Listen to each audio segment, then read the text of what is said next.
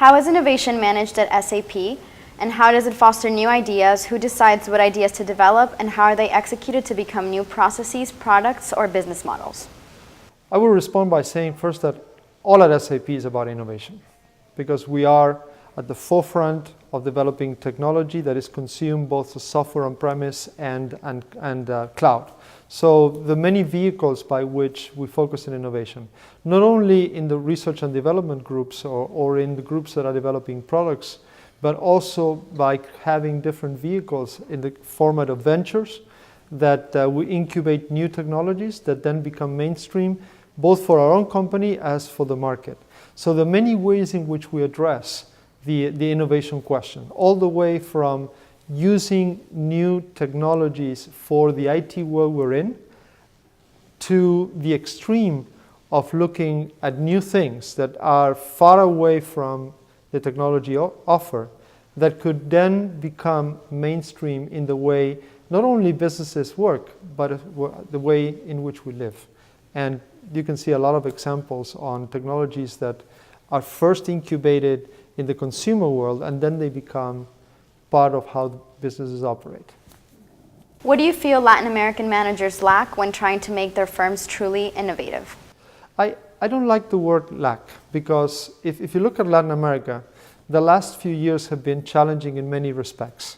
And if there's one thing that the Latin America leaders have, is resilience, is ability to create a business, to create value out of challenging times. So that by itself is innovation. The most important concept here is that we need to think of innovation not as a product or as a new service. It is the way in which you operate, the way in which you run the business. That is what makes the difference. And at the end of the day, if there's one thing we as leaders in Latin America need to learn, is the fact that it is okay to fail. It is okay to make mistakes. Because by making mistakes, we learn. And innovation is about trial and error. And that is probably the first thing that we should all learn when we do business in Latin America. What tools can be used to better foster innovation in big Latin American multinationals? When you talk about tools, you would eventually think about IT, about information technology. And definitely that is a very important element. And I would just focus very quickly on two things that have to go with IT.